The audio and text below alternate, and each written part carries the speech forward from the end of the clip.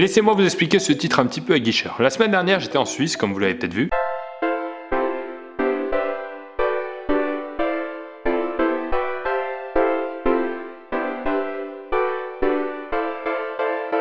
Et j'ai réalisé un rêve que j'avais depuis exactement 8 ans. En 2009, j'étais aux États-Unis pour faire une partie de mes études et je suis tombé sur des vidéos du festival de Montreux en Suisse, qui est un des festivals les plus prestigieux pour l'humour dans le milieu francophone. Je faisais pas encore de scène ni rien du tout. À l'époque, un des trucs les plus artistiques que j'avais fait, c'est peut-être un karaoké bourré sur Beyoncé. Cela dit, je maîtrisais pas mal. Je regardais ce festival en vidéo et je me demandais comment on fait pour être reconnu dans ce métier au point qu'un jour on m'invite à avoir ma propre soirée avec mes invités pendant ce festival. Et j'ai travaillé entre temps, j'ai fait de la scène, vous le savez, et 8 ans après, la semaine dernière, j'ai eu le droit à cet honneur.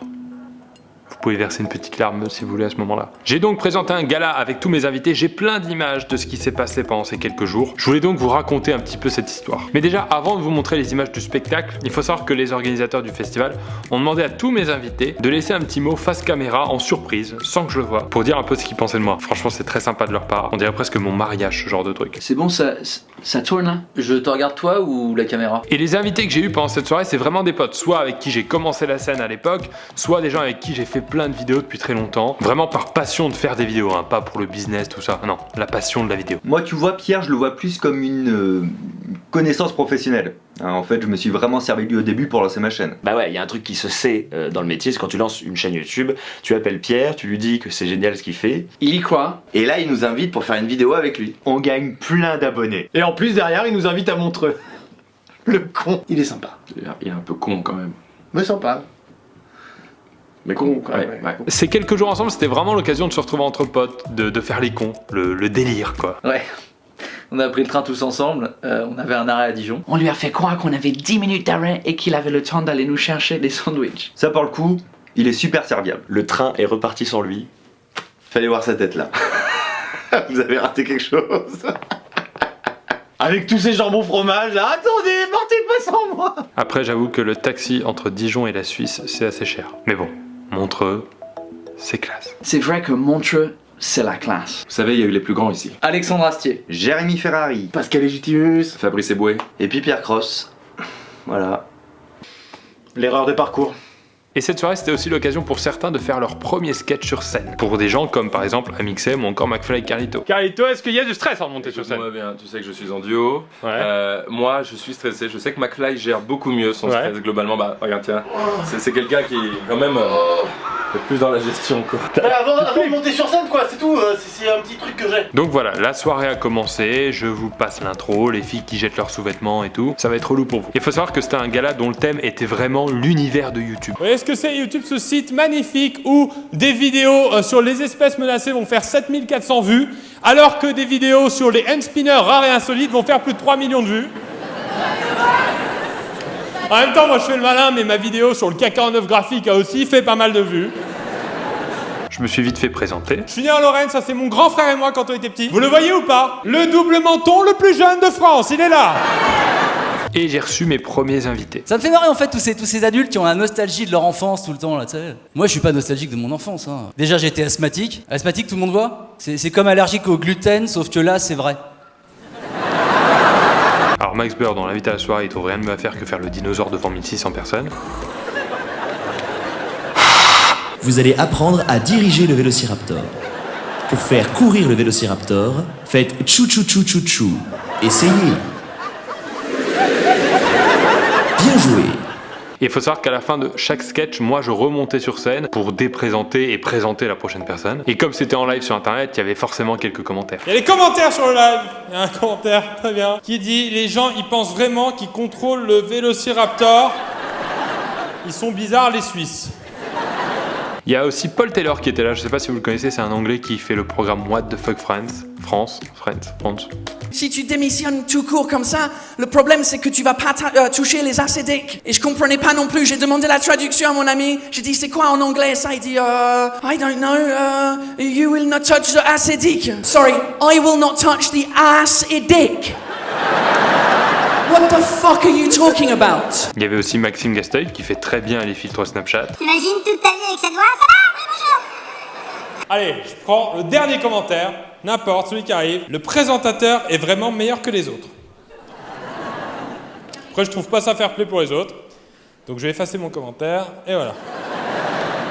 Fabien Olicard aussi était là et je suis très content parce que vraiment, lui et moi, on a commencé la scène au même moment. C'était très cool de l'avoir le soir-là. Fabien, il a eu des débuts difficiles et il le sait. Vraiment, vraiment difficile. Et quand certains étaient sur scène, moi j'étais en coulisses et j'allais voir ceux qui appréhendaient leur première scène, évidemment. Je fais mon documentaire sur les gens qui montent sur scène pour la première fois et qui passent dans 5 minutes.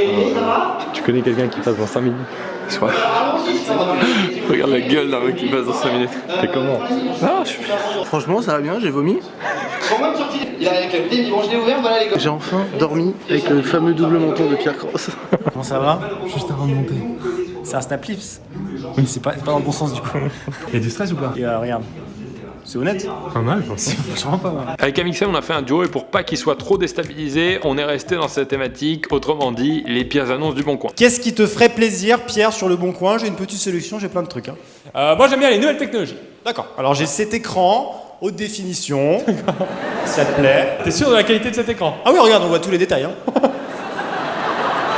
Et on a fini la soirée avec le sketch de McFly et Carlito. Bon, eux, vu leur tenue sur scène, je pense pas qu'ils avaient vraiment compris le concept de monter devant 1600 personnes.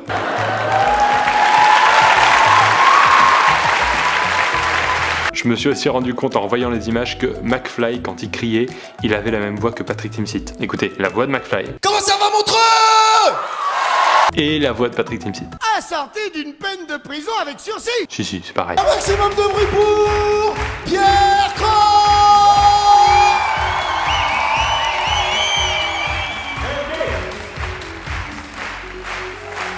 On a fini cette soirée et le lendemain, Amixem et moi, on a animé un live, pas sur scène cette fois, mais avec un petit public. Et au début, je voulais pas forcément vous montrer des images de ce moment-là, mais je crois qu'on a eu un spécimen rare. On a fait un jeu avec 2 abonnés, dont un petit garçon qui s'appelait Cristiano, qui avait 8 ans, d'origine portugaise. Je vous laisse le découvrir. Tu parles portugais? Un petit mot? Olá, como estás? Abonne-toi à ma chaîne, tu peux me dire ça en portugais? La mienne. Subscrever os vídeos do Amixem et o Pierre Cross. Mais c'est incroyable! Et là, on va gagner une communauté au Portugal, mon pote. Ah, mais on est sur un bilingue en fait. Ouais, c'est bravo. Le principe de jeu il est très simple. Vous allez tirer une carte. Vous allez devoir dire 2 choses vraies et une chose fausse dans cette thématique. Et lui, il va devoir trouver laquelle est fausse. Tire une carte au hasard. Les choses inutiles que j'ai retenues. Le portugais. Pardon pour cette vanne. Ok, pardon. C'est dur. On va Allez, attendre, tire sa carte. Tu veux changer de carte ou pas? Ouais. Ouais. Hein. Ok. Les petits noms que j'ai déjà donnés à mon amoureuse. Ah là! Attends, t'as déjà une amoureuse? Oui. Elle est portugaise? Beaucoup. J'ai eu des portugaises, des françaises. C'est pas une portugaise, une française, c'est des non. portugaises, T'as déjà eu combien d'amoureuses? Je sais pas, beaucoup. J'ai déjà eu des anglaises, des albanaises. Ta carrière a commencé il y a combien de temps? Bah déjà quand j'avais commencé l'école, j'en avais déjà une. Et puis bon, forcément, à un moment, Cristiano, il s'est lâché. Les pires raisons que j'ai utilisées pour rompre. On ne demande même pas à retirer notre carte, on a de la matière. Pour rompre avec une meuf, j'avais dit j'avais une maladie grave, c'était contagieux. J'ai une MST direct. Non. Et l'autre, c'est que j'ai dit que j'allais déménager. Et la dernière, c'était que ma mère, elle m'a dit que pour la quitter, pour me concentrer sur mes études. T'es tellement crédible. L'an prochain, j'ai un gros CE1 à passer. Voilà, ce petit résumé de mon séjour à Montreux est terminé. J'espère que ça vous a plu, j'espère que ça vous a fait sourire, j'espère que vous avez vécu un petit peu le moment avec moi. Si vous voulez revoir les passages de chacun sur scène, vous pouvez vous abonner à la chaîne du Festival de Montreux, je vous mets le lien dans la description. Les passages sont pas encore en ligne, mais ils vont arriver dans les semaines à venir petit à petit. Donc si vous vous abonnez, a priori vous ne les raterez pas. Et aussi, si vous voulez me voir sur scène, je vous rappelle que vous pouvez venir à l'Olympia le 18 mars 2018. C'est bientôt Noël, donc c'est un cadeau parfait à demander au Papa Noël. Et je pense qu'il devrait y avoir quelques surprises. Je peux pas vous dire, mais il devrait y en avoir. Merci de m'avoir écouté, bien sûr. I'm in love with a robot, 'cause she loves me way better than you.